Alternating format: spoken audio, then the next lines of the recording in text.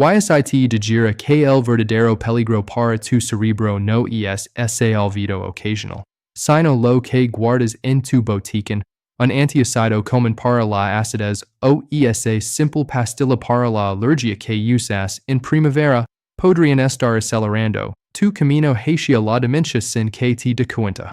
Sé que suena alarmante, casi increíble, pero te preocupa tu memoria.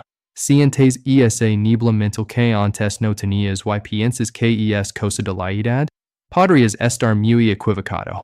Quédate conmigo porque en los próximos minutos te voy a mostrar la impactante evidencia científica que vincula fármacos de uso diario con un riesgo de demencia hasta un 50% mayor. Y lo más importante, te dar un plan claro y práctico para que te conviertas en el guardián de tu salud cerebral y limpies tu botiquín de estos peligros ocultos. Soy el Dr. Fernando y durante años en mi consulta he visto a cientos de pacientes, personas maravillosas, inteligentes y llenas de vida, llegar asustadas. Sé que ya de que su memoria les falla, que no encuentran las palabras, que se sienten confundidas. Y su mayor miedo, esa palabra que apenas se atreven a usar, es Alzheimer. Pero lo que he descubierto y lo que la ciencia confirma con más y más fuerza es que, en muchos de estos casos, el culpable no es una enfermedad inevitable. Es un enemigo silencioso que ellos mismos, con la mejor de las intenciones, han estado midiendo en su cuerpo todos los días. Este video no es para asustar, es para despertar, es para dar el conocimiento que necesitas para tomar el control. Vamos a embarcarnos juntos en una investigación como una historia de detectives sobre tu propia salud. El misterio que vamos a resolver es que hay en tu botiquín que podría estar robando la memoria, y la solución será tuya.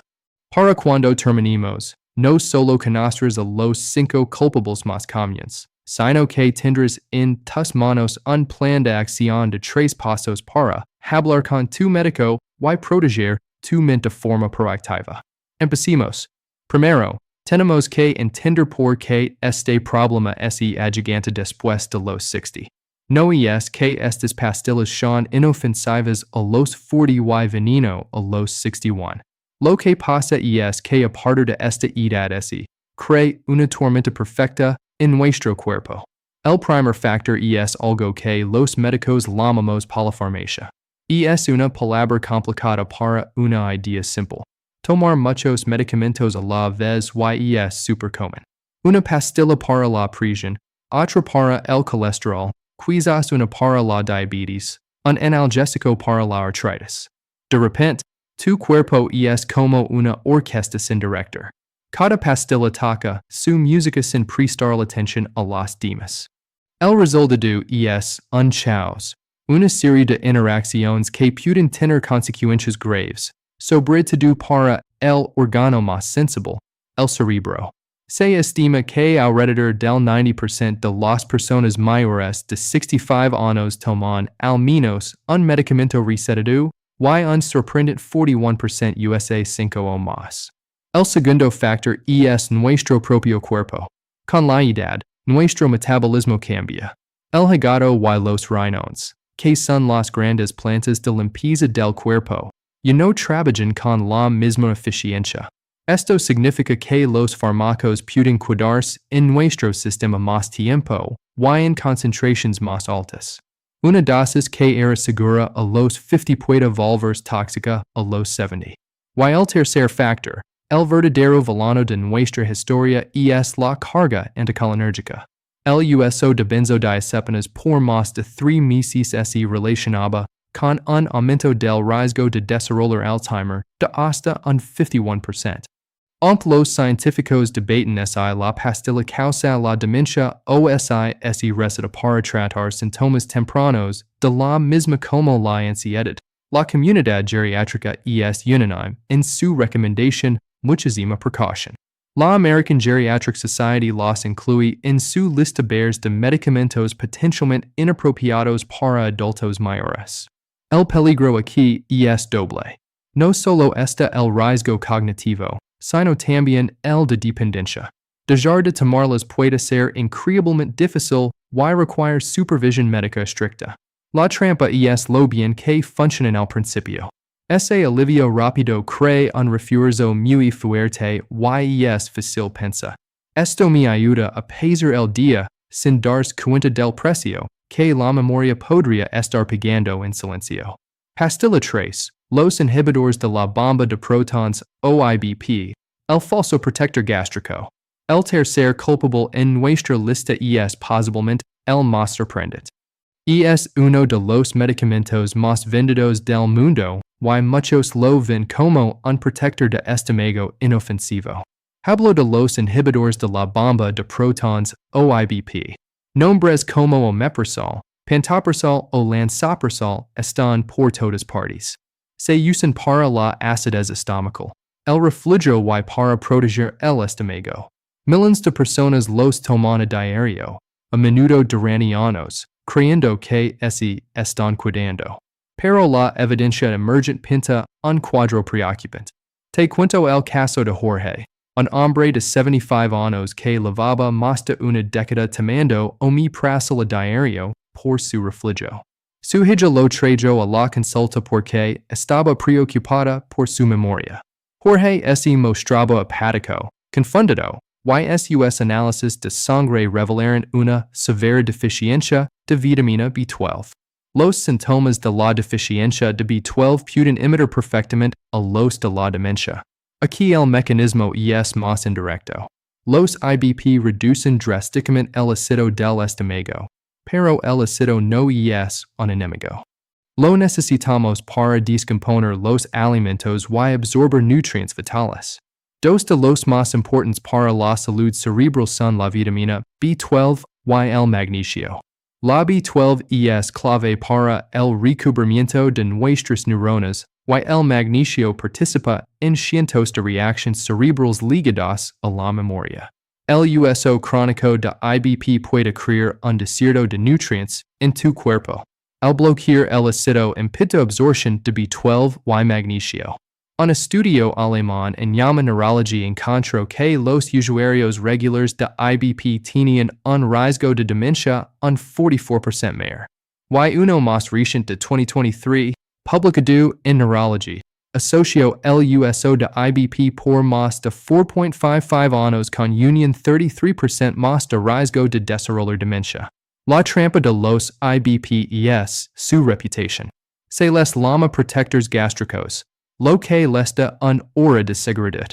La gente los toma por años sin reevaluación médica, pensando que previenen un problema cuando podrían estar creando uno mucho más siniestro en su cerebro. Pastilla 4. Ciertos antiinflamatorios, no esteroideos o AINES. Una relación complicada. Nuestra cuarta categoría es compleja y la ciencia un debate sobre ella, pero es demasiado importante como para no mencionarla. Los antiinflamatorios no esteroideos o AINES. Hablo de medicamentos como el ibuprofeno y el diclofenaco, sobre todo cuando se usan en dosis altas y de forma crónica. Quiero ser muy claro, tomar un ibuprofeno para un dolor de cabeza ocasional no es el problema. El peligro potencial reside en el uso diario y largo plazo para tratar condiciones como la artritis. El caso de los AINES y el cerebro es paradójico. Por un lado, combaten la inflamación. Por otro, algunos estudios sugieren que su uso crónico podría dañar los riñones que filtran toxinas o afectar el flujo sanguíneo al cerebro. Un cerebro con menos flujo es un cerebro que envejece más rápido. La evidencia aquí no es tan contundente como con los anticolinérgicos. Algunos estudios han encontrado una asociación entre el uso a largo plazo y el deterioro cognitivo, mientras que otros han mostrado resultados contradictorios o incluso protectores. El problema es que el dolor crónico es debilitante y estas pastillas son efectivas y fáciles de conseguir. La gente sigue en la trampa de priorizar el alivio inmediato del dolor físico sin considerar el posible costo cognitivo. Es un truque que como mínimo vale la pena discutir con tu médico. Pastilla 5. Los descongestionantes nasales. Y llegamos al quinto tipo, que no es tanto un villano por sí solo, sino el cómplice que puede llevar la situación al límite. Son los descongestionantes que contienen pseudoephedrina o phenylephrina, presentes en muchos remedios para el resfriado. Estos fármacos funcionan, pero como vuelven a tener un efecto anticolinérgico, aunque su objetivo es contra los vasos sanguíneos de la nariz, también cruzan al cerebro y suman a la carga total. El problema no es una sola pastilla para un resfriado. El problema es la acumulación, es la carga total. Si estás tomando otro medicamento con propiedades anticolinérgicas, quizás para la vejiga o una alergia, y lo añades un descongestionant durante varias semanas, estás sacando más leña al fuego. Si el antihistamínico de Carlos apagaba las luces principales de la biblioteca cerebral, el descongestionant es como ir apagando las pequeñas lámparas de cada escritorio. El efecto es suma. En una persona mayor, cuyo cerebro es más vulnerable, esta carga adicional puede ser la gota que calma el vaso, empujándolos de un estado normal a uno de niebla mental. La trampa es que se perciben como un remedio temporal, pero para quienes sufren de alergias crónicas, temporal puede significar meses enteros cada año. La solución, tu plan de acción de 3 pasos. Muy bien. Sé que esta información puede ser abrumadora, pero te prometí una solución. El conocimiento sin acción no sirve de nada. Así que aquí tienes tu plan de acción de 3 pasos. Paso 1. Convertir en el detective de tu botiquín. Esta misma tarde a donde guardas tus medicamentos. Coge una bolsa grande y vacía todo, sobre una mesa con receta, sin receta, vitaminas, suplementos, todo. Ahora, con un cuaderno haz una lista. Escribe el nombre de cada cosa y por qué la tomas. Junto a cada nombre, intenta identificar si pertenece a uno de los grupos que hemos discutido. Marcalos. Este simple acto es el primer paso para recuperar el poder. Paso 2. Prepara tu cita médica. La conversación clave. Este es el paso más crucial. Una vez que tengas tu lista, pide una cita con tu médico. No vayas a exagerar en ir accusar. Ve como un socio. Leva tu lista. Es tu herramienta más poderosa. Cuando te sientes con tu médico, puedes decir algo así. Doctora, he estado haciendo un inventario de mis medicamentos y me gustaría revisarlos con usted. He visto información como la de un video del Dr. Manochi, que sugiere que el uso a largo plazo de algunos de estos, como nombra el medicamento, podría tener riesgos para la memoria a mi edad. Quiero ser proactivo para proteger mi salud cerebral. ¿Podríamos revisar mi tratamiento? ¿Existen alternativas más seguras para mí o formas de reducir las dosis?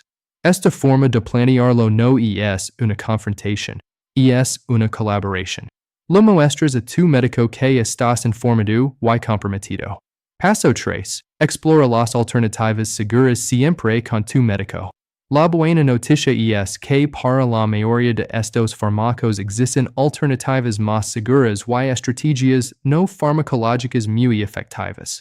Durante tu conversación con el médico puedes discutir estas opciones para insomnio y ansiedad. Pregunta por la terapia cognitivo-conductual para el insomnio. TCCI, técnicas de relajación o el uso de melatonina en dosis bajas para la acidez. Habla sobre cambios en la dieta, elevar la cabecera de la cama o usar antiácidos de acción corta solo cuando sea necesario. Para el dolor crónico, explora la fisioterapia, el ejercicio suave como el yoga o el tai chi o el uso de paracetamol, acetaminofén de forma controlada. Para las alergias, pregunta por antihistamínicos de segunda o tercera generación como loratadina, cetiricina, que no tienen efectos sedantes ni anticolinérgicos. Advertencia crucial. Y ahora, por favor, escúchame con máxima atención. Nunca, bajo ninguna circunstancia dejas de tomar un medicamento recetado por tu cuenta. Pasarlo puede ser extremadamente peligroso. Suspender bruscamente una benzodiazepina puede causar convulsions. Este video es para empoderar, no para sustituir el consejo médico. Tu plan de acción debe ser siempre diseñado y supervisado por tu médico. Conclusion. Hemos puesto sobre la mesa 5 tipos de pastillas que se esconden a plena vista. Hemos visto cómo con la mejor intención podemos estar poniendo en riesgo nuestra mente. Pero quiero que te vayas de este video, no con miedo, sino con esperanza y poder. La pérdida de memoria no siempre es un destino inevitable. En muchos casos es el resultado de factores sobre los que sí tenemos control. Los efectos de muchos de estos fármacos pueden disminuir o incluso revertirse si actúa a tiempo. No se trata de culpar a nadie. Se trata de pasar de la ignorancia a la información y de la información a la acción. Hoy has dado el primer paso. Ahora eres un guardián de tu cerebro. Si este video te ha abierto los ojos, el mejor agradecimiento que puedes darme es compartirlo. Piensa ahora mismo en una persona a la que quieres. Enviarles este video podría ser el acto de cuidado más importante que hagas hoy. Si quieres seguir aprendiendo a proteger tu mente, asegúrate de suscribirte al canal y activar las notifications. Juntos podemos construir una comunidad de personas informadas y listas para vivir una vida larga, plena y sobre todo lúcida. Gracias por tu tiempo. Suena tu cerebro. Es el único que tienes. Suena técnico, pero déjame explicártelo de forma sencilla. Imagina que tu cerebro es una ciudad bulliciosa. Para que todo funcione, para que los recuerdos se guarden y las ideas fluyan, necesitas mensajeros. El mensajero más importante para la memoria y el aprendizaje es la acetilcolina. Es el servicio de correo express del cerebro. Ahora, ¿qué hacen los medicamentos anticolinérgicos? Como su nombre dice, anticolinérgico, bloquean a este mensajero, ponen barricadas en las calles de tu ciudad cerebral, provocan atascos cognitivos. De repente, los paquetes de información se pierden, las entregas se retrasan y el resultado es confusión, desorientación y a largo plazo la muerte de neuronas y un mayor riesgo de demencia. Muchos de los medicamentos que vamos a ver hoy tienen este efecto. Y el peligro no es tomar una pastilla al día, el peligro es la carga acumulada. Cada pastilla anticolinérgica que tomas añade un ladrillo más al muro que a tu memoria. Y hoy vamos a empezar a derribar ese muro. Pastilla 1, los antihistamínicos de primera generación, el enemigo somnoliento. Arrancamos con uno de los sospechosos más comunes y en apariencia inofensivos. Es tan común que millones lo compran sin receta. Hablo de los antihistamínicos de primera generación. Seguro te suenan nombres como la difenidramina, el ingrediente activo en productos como Benadryl o la chlorpheniramina. Mucha gente los usa para las alergias, pero una cantidad aún mayor los utiliza por su efecto secundario más conocido. La somnolencia se han convertido en la ayuda para dormir no oficial de toda una generación. Y aquí es donde la trampa se cierra. Déjame contarte el caso de Carlos, un ingeniero jubilado de 72 años, una mente brillante. Vino a verme porque su familia estaba preocupada. Estaba volviendo olvidadizo, a veces confundido. Su esposa me dijo, ya no es el de antes. Lo pregunté por sus hábitos de sueño y me confieso que llevaba casi 5 años tomando una pastilla de difenidramina cada noche para dormir. Él pensaba que era inofensivo. Es solo una pastilla para la alergia, doctor, me dijo. Lo que Carlos no sabía es que la difenidramina es uno de los agentes anticolinérgicos más potentes que existen. Esa somnolencia era la primera señal de que el fármaco estaba actuando en su cerebro, ralentizando todo. Estaba literalmente apagando las luces de su biblioteca cerebral cada noche.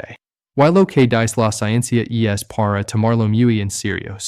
Un estudio clave publicado en Yamaha Internal Medicine siguió a más de 3,500 personas mayores de 65 años durante 7 años. Los resultados fueron claros. Quienes tomaban anticolinérgicos como la difenidramina de forma regular tenían un riesgo significativamente mayor de desarrollar demencia. Y lo más alarmante, el riesgo aumentaba con la dosis y la duración. Algunos estudios sugieren que su uso por tan solo 3 años puede aumentar el riesgo de demencia hasta en un 54%. El mecanismo es exactamente el que describimos, el bloqueo de la acetilcolina. Cada pastilla era una dosis de olvido. La trampa de estos medicamentos es su aparente inocencia. Se venden sin receta, como remedios suaves. Nadie en la farmacia te advierte que el uso crónico de ese producto podría estar abriendo la puerta al deterioro cognitivo.